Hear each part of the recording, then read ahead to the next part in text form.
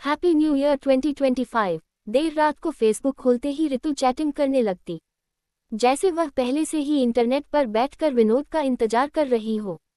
उससे चैटिंग करने में विनोद को भी बड़ा मजा मिलने लगा था। ऋतु से बातें करके विनोद की दिन भर की थकान मिट जाती थी। स्कूल में बच्चों को पढ़ाते पढ़ाते थका हुआ उसका दिमाग व जिस्म ऋतु से चैटिंग कर तरोताजा हो जाता था। पत्नी मायके चली गई थी, इसलिए घर में विनोद का अकेलापन कचोटता रहता था। ऐसी हालत में ऋतु से चैटिंग करना अच्छा लगता था। विनोद से चैटिंग करते हुए ऋतु एक हफ्ते में ही उससे घुलमिल सी गई थी। वह भी उससे चैटिंग करने के लिए बेताब रहने लगा था। आज विनोद उससे चैटिंग कर ही रहा था कि उसका मोबाइल फोन घंघना उठा। हेलो, कौन? उधर से एक मीठी आवाज आई। हेलो विनोद जी, मैं ऋतु बोल रही हूँ। अरे वही ऋतु जिससे आप चैटिंग कर रहे हो। अरे अरे ऋतु, आपको मेरा नंबर कहाँ से मिल गया? लगन सच्ची हो और दिल में प्यार हो तो सब कुछ मिल जाता है।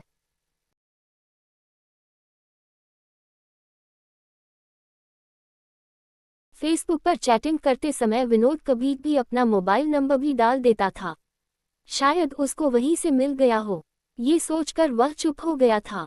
अब विनोद चैटिंग बंद कर उससे बातें करने लगा। आप रहती कहाँ हैं? वाराणसी में। वाराणसी में कहाँ रहती है? सिगरा। करती क्या है? एक नर्सिंग होम में नर्स हूँ। आपकी शादी हो गई है कि नहीं? हो गई है। और आपकी? हो तो मेरी भी गई है, पर क्या? कुछ नहीं, पत्नी मायके चली गई है, इसलिए उदासी छाई है। ओह, मैं तो कोई अनहोनी समझकर घबरा गई थी।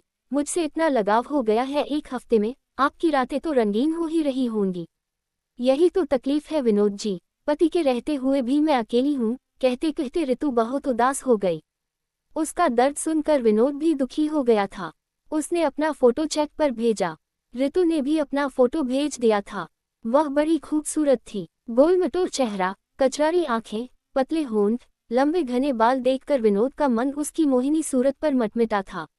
वह उससे बातें करने के लिए बेचैन रहने लगा। मोबाइल फोन से जो बात खुलकर न कह पाता, वह बात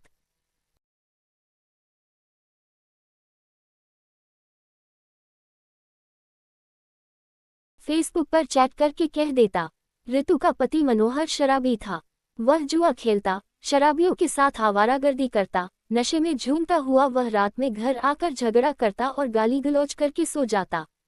ऋतु जब तनख्वाह पाती तो वह छीनने लगता। न देने पर वह उसे मारता पीटता। मार से बचने के लिए वह अपनी सारी तनख्वाह उसे दे देती।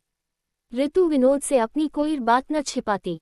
वह अपनी रगड़ की पीड़ा जब उसे बताती, तब दुखी होकर वह भी करा उठता।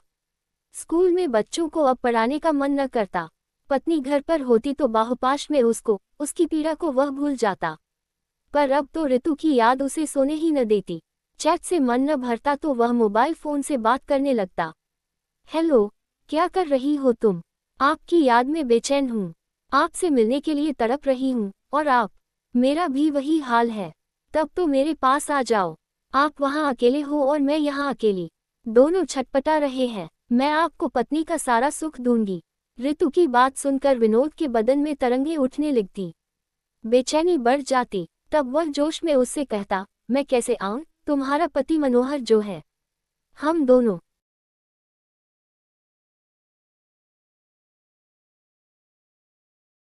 का मिलना क्या उसे अच्छा लगेगा? आप आओ तो मैं कह दूंगी कि आप मेरे मौसेरे भाई हो। वैसे वे कल अपने गांव जा रहे हैं। गांव से लौटने में उनको 2 to 4 दिन तो लग ही जाएंगे। परसों रविवार है, आप उस दिन आ जाओ। ऐसा मौका जल्दी नहीं मिलेगा। मैं आपका इंतजार करूंगी। ऋतु का फोन कटा तो विनोद की बेचैनी बढ़ गई। वह रात भर करवटें बदलता रहा। रविवार को विनोद उससे मिलने वाराणसी चल पड़ा। उसके बताए पते पर पहुंचने में उसे कोई दिक्कत नहीं हुई। मकान की दूसरी मंजिल पर ऋतु जिस फ्लैट में रहती थी, उसमें 2 कमरे, रसोई घर, बरामदा था। उसने अपना घर खूब सजा रखा था, जिसे देखकर विनोद का मन खिल उठा। खातिरदारी और बात करते करते दिन ढलने लगा तो विनोद ने कहा, आपसे बात करके बड़ा मजा आया। वापस भी तो जाना है मुझे।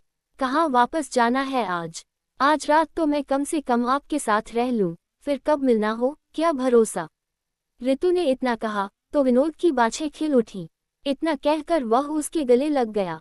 ऋतु कुछ नहीं बोली। मैं आपकी बात भी तो नहीं टाल सकता, चलो अब कमरे में चलकर बातें करें।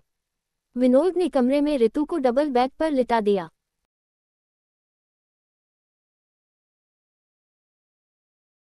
और उसके अंडों से खेलने लगा।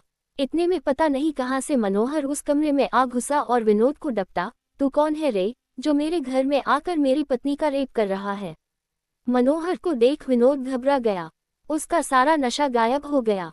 ऋतु अपनी साड़ी ओढ़कर एक कोने में सिमट गई।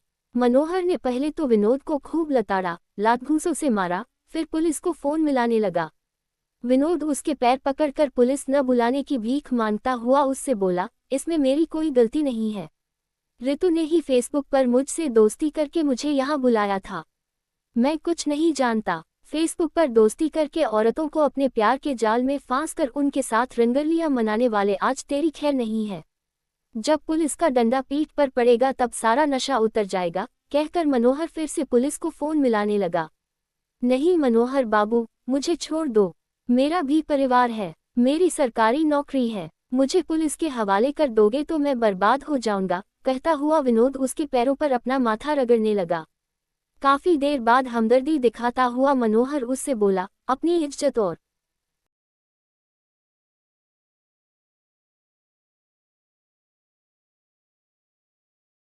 नौकरी बचाना चाहता है तो 50,000 रुपये अभी दे, नहीं तो मैं तुझे पुलिस के हवाले कर दूंगा।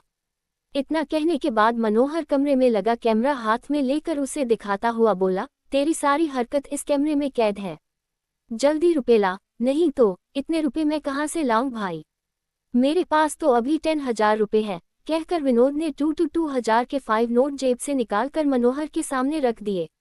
गुस्से से लालपीला होता हुआ मनोहर बोला, 10,000 रुपये, 50,000 रुपये से कम नहीं चाहिए, नहीं तो पुलिस को करता हूँ फोन। मनोहर की दहाड़ सुनकर विनोद रोने लगा।